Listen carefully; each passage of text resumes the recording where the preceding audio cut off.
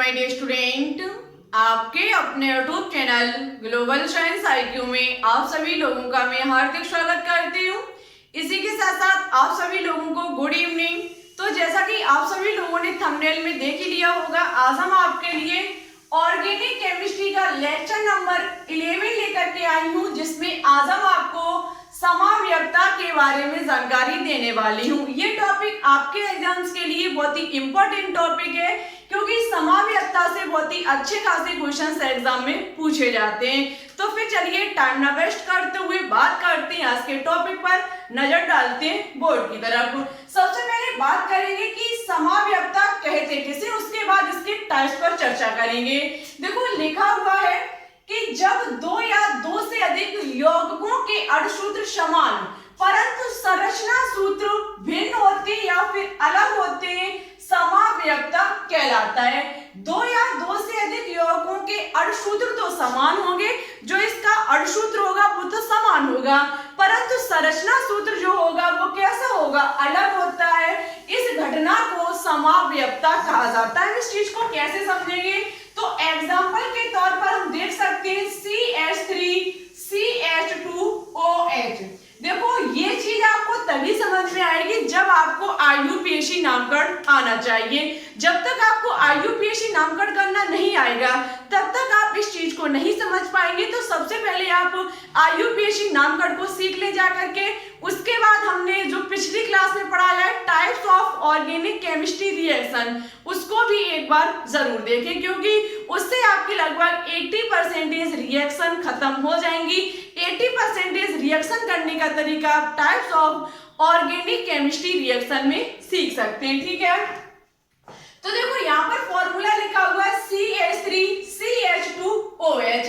हम दूसरा फॉर्मूला ले सकते हैं CH3 single bond O single bond CH3। इस चीज को आप बहुत ही ध्यान से समझने का प्रयास करना। आप यहाँ पर देख सकते हैं नंबर ऑफ कार्बन, कार्बन परमाणुओं की संख्या कितनी है, 1 2। कार्बन परमाणुओं की संख्या यहाँ पर 2 है, ठीक है। जबकि हाइड्रोजन की संख्या को देखा जाए तो 3 और 2 5 और 1 6, ठीक है। ऑक्सीजन की संख्या को देखा जाए तो कितनी है, 1। यहाँ पर फॉर्मूला लिखा हुआ है, उसमें कार्बन परमाणुओं की संख्या 2, हाइड्रोजन परमाणुओं की संख्या 6 और ऑक्सीजन परमाणुओं की संख्या 1 है। आप यहाँ पर देख सकते हैं इसमें भी कार्बन हाइड्रोजन ऑक्सीजन की संख्या समान है, और इसमें कहने का मतलब है जितनी इसमें कार्बन हाइड्रोजन ऑक्सीजन की संख्या है उतनी ही इसमें, लेकिन लगा हुआ है यहाँ पर आप इसके अणुसूत्र की संरचना को देखें। यदि आप इसके अणुसूत्र की संरचना, अणुसूत्र दोनों के समान है, इसका भी अणुसूत्र और इसका अणुसूत्र समान है, जितने कार्बन इसमें उतने ही इसमें, जितने हाइड्रोजन इसमें उतने ही हाइड्रोजन इसमें, साथ ही साथ जितने ऑक्सीजन इसमें उतने ही ऑक्सीजन अणुओं की संख्या इसमें है। लेकिन चेंजिंग किसमें है, तो यहाँ पर जो परिवर्तन है, जो भिन्नता है वो है संरचना सूत्र में। यहाँ पर संरचना सूत्र CH3 CH2OH लिखा हुआ है, जबकि यहाँ पर CH3 लिखा हुआ है। यहाँ पर लिखने का तरीका जो संरचना सूत्र में है वो थोड़ा सा भिन्न है। आप देख सकते हैं क्रियात्मक समूह, फंक्शन ग्रुप को यदि आप देखें तो यहाँ पर OH, आप देखो ये चीज तभी समझ में आएगी जब आप, फिर से हम कहेंगे IUPAC नामकरण आपको आना चाहिए। यहाँ पर आप देख सकते हैं इस यौगिक में जो क्रियात्मक समूह लगा हुआ है वो है OH क्रियात्मक समूह, जबकि यहाँ पर जो क्रियात्मक समूह लगा हुआ है वो है आपका O क्रियात्मक समूह, स्टूडेंट्स, जिसे कहा जाता है ईथर समूह। ये हमारा ईथर समूह का सदस्य है, जबकि ये हमारा एल्कोहल का सदस्य है। इसका नाम जो होगा वो एथिल एल्कोहल होगा, जबकि इसका नाम जो होगा वो डाइमेथिल ईथर होगा। इसे हम पीने के रूप में प्रयोग कर सकते हैं। एथिल अल्कोहल एक प्रकार की शराब होती है, आपको पता होगा।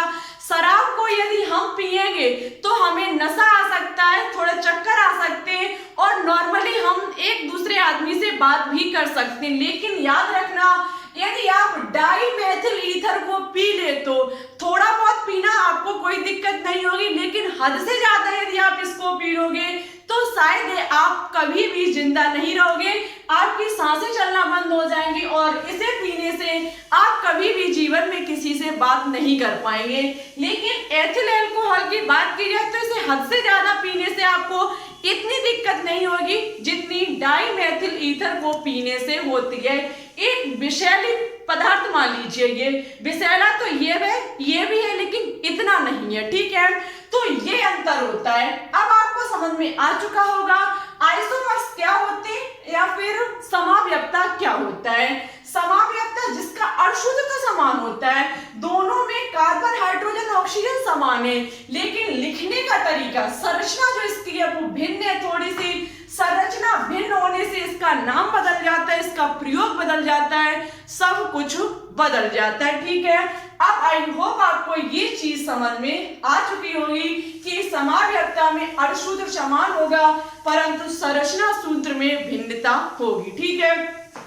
इतनी चीज समझ में आ गई हो तो कमेंट बॉक्स में कमेंट करके जरूर बताएं। अब बात करेंगे टाइप्स ऑफ आइसोमर्स। समाव्यक्ता को कितने भागों में डिवाइड किया गया है। देखो ये जो संरचनात्मक समाव्यक्ता में लिखे हुए 6 पॉइंट आपके एग्जाम्स के लिए इतने इंपॉर्टेंट हो जाते हैं कि जिसका आप अंदाजा नहीं लगा सकते। आज ही 101% इस कॉपी में नोट डाउन कर लें कि इससे एक ना एक क्वेश्चन अवश्य ही पूछा जाएगा। ऑर्गेनिक केमिस्ट्री में सबसे ज्यादा क्वेश्चन समाव्यक्ता चैप्टर से ही बनते हैं, ठीक है। तो देखो समाव्यक्ता की बात की जाए, संरचनात्मक समाव्यक्ता और त्रिविम समाव्यक्ता। समाव्यक्ता को 2 भागों में डिवाइड किया गया है, संरचनात्मक समाव्यक्ता और त्रिविम समाव्यक्ता।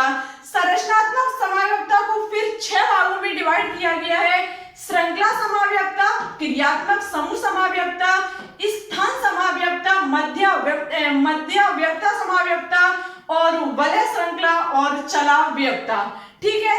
इस प्रकार से संरचनात्मक समाव्यक्ता को 6 भागों में डिवाइड किया गया है, जबकि त्रिविम समाव्यक्ता को ज्यामितीय समाव्यक्ता और प्रकाशिक समाव्यक्ता में डिवाइड किया गया है। ये हमारी एक छोटी सी क्लास थी जिसमें हमने आपको समाव्यक्ता की छोटी छोटी चीजों के बारे में बताया। नेक्स्ट क्लास में इन 6 चीजों का वर्णन किया जाएगा, तो उस क्लास को लेना बिल्कुल भी ना भूलें। ये क्लास छोटी इसलिए रही क्योंकि हम ये देखना चाहते कि कितने स्टूडेंट्स इस चैप्टर को पढ़ना चाहते हैं या फिर इस छोटे से समाव्यक्ता टॉपिक को पढ़ना चाहते हैं। यदि आपको इसकी आगे की क्लास चाहिए तो आज ही कमेंट बॉक्स में कमेंट करके बता दें, तो इसकी नेक्स्ट क्लास आपको परसों मिल जाएगी, क्योंकि कल तो 500 क्वेश्चन की सीरीज चलेगी और परसों हमारी ऑर्गेनिक केमिस्ट्री कंप्लीट कराई जाएगी, ठीक है। समाव्यक्ता को जहां तक हम परसों पूरा फिनिश कर देंगे, तो आपको इसकी वीडियो चाहिए या नहीं चाहिए जरूर बताएं, और शायद आपने इससे बनने वाले क्वेश्चंस भी प्रीवियस ईयर पेपर में जरूर ही देखे होंगे, ठीक है। तो इस चीज की आप स्क्रीनशॉट ले लीजिए और इसे माइंड में फिट कर लेना। इस चीज को बिल्कुल भी मत भूलना कि समाव्यक्ता में अणुसूत्र समान होते हैं। यहाँ पर जो भी चीज आप पढ़ोगे सभी में आपको अणुसूत्र समान दिखेंगे, लेकिन भिन्नता जो होगी वो संरचनात्मक समाव्यक्ता में होगी, संरचना सूत्र में होगी। किस प्रकार से होगी, कभी श्रृंखला से आपको कभी क्रियात्मक समूह इधर से उधर देखने को मिलेगा, तो कभी कार्बन की श्रृंखला स्थान परिवर्तन से देखने को मिलेगी, तो कभी मध्यवर्ता के आधार पर, कभी वलय श्रृंखला, कहीं वलय श्रृंखला में कैसा भी होगा, और अन्य जब हम श्रृंखला बनाएंगे तो और प्रकार का होगा। इसी प्रकार से चलाव्यक्ता भी एग्जाम के लिए इंपॉर्टेंट है, ठीक है। तो आज के लिए बस इतना ही। वीडियो कैसी लगी कमेंट बॉक्स में कमेंट करके जरूर बताएं। साथ ही साथ ओनली होमवर्क के तौर पर इतना ही है कि आपको इसकी आगे की क्लास के लिए आप कितना तैयार हैं, आज ही कमेंट बॉक्स में कमेंट करके बताएं। वीडियो अच्छी लगे तो लाइक एंड दोस्तों के साथ शेयर करना बिल्कुल भी ना भूलें। चैनल पर न्यू हो तो प्लीज इसे सब्सक्राइब करके बेल आइकन को प्रेस ऑल पर क्लिक कर लें, जिससे हमारी अन्य आने वाली वीडियो की नोटिफिकेशन आपके पास सबसे पहले पहुंच सके। चलिए चलते। Thanks for watching this video. जय हिंद, जय भारत।